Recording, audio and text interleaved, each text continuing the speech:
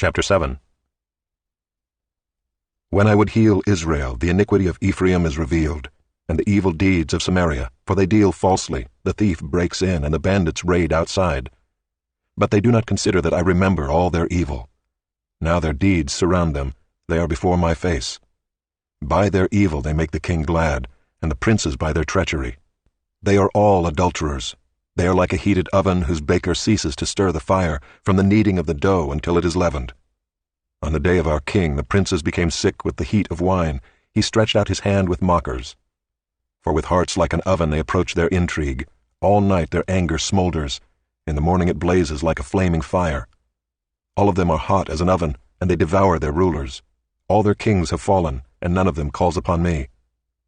Ephraim mixes himself with the peoples. Ephraim is a cake not turned. Strangers devour his strength, and he knows it not. Gray hairs are sprinkled upon him, and he knows it not. The pride of Israel testifies to his face, yet they do not return to the Lord their God, nor seek him for all this. Ephraim is like a dove, silly and without sense, calling to Egypt, going to Assyria. As they go, I will spread over them my net. I will bring them down like birds of the heavens. I will discipline them according to the report made to their congregation. Woe to them, for they have strayed from me. Destruction to them, for they have rebelled against me. I would redeem them, but they speak lies against me. They do not cry to me from the heart, but they wail upon their beds. For grain and wine they gash themselves, they rebel against me.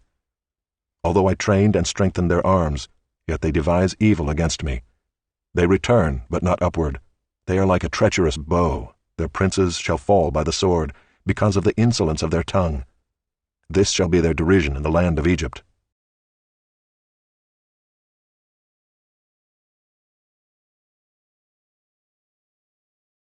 Chapter 8. Set the trumpet to your lips. One like a vulture is over the house of the Lord, because they have transgressed my covenant and rebelled against my law. To me they cry, My God, we, Israel, know you. Israel has spurned the good, the enemy shall pursue him. They made kings, but not through me. They set up princes, but I knew it not. With their silver and gold they made idols for their own destruction. I have spurned your calf, O Samaria. My anger burns against them. How long will they be incapable of innocence? For it is from Israel a craftsman made it. It is not God. The calf of Samaria shall be broken to pieces. For they sow the wind, and they shall reap the whirlwind.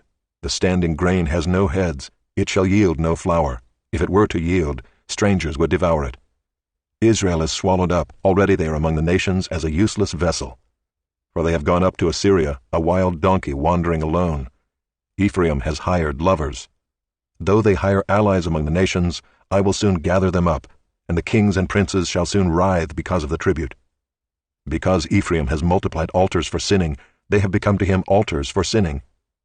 Were I to write for him my laws by the 10,000s, they would be regarded as a strange thing. As for my sacrificial offerings, they sacrifice meat and eat it, but the Lord does not accept them. Now he will remember their iniquity and punish their sins. They shall return to Egypt. For Israel has forgotten his Maker and built palaces, and Judah has multiplied fortified cities. So I will send a fire upon his cities, and it shall devour her strongholds.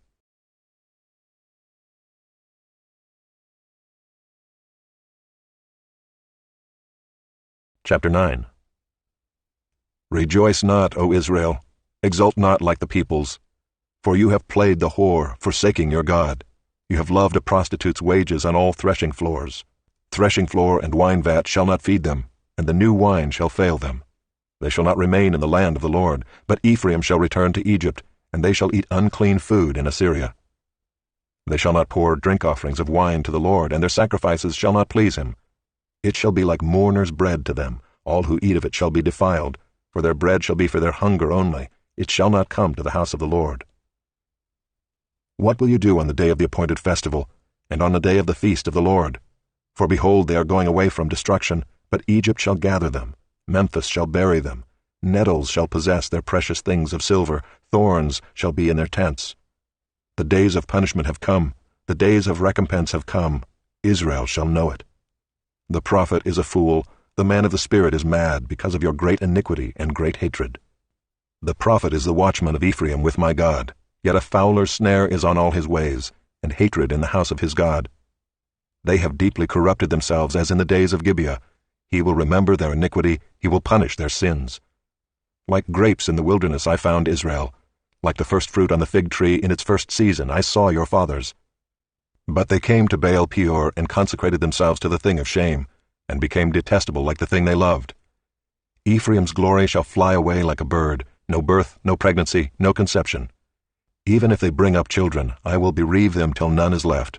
Woe to them when I depart from them. Ephraim, as I have seen, was like a young palm planted in a meadow. But Ephraim must lead his children out to slaughter. Give them, O Lord, what will you give? Give them a miscarrying womb and dry breasts. Every evil of theirs is in Gilgal. There I began to hate them. Because of the wickedness of their deeds I will drive them out of my house. I will love them no more. All their princes are rebels. Ephraim is stricken, their root is dried up. They shall bear no fruit. Even though they give birth, I will put their beloved children to death. My God will reject them because they have not listened to him. They shall be wanderers among the nations.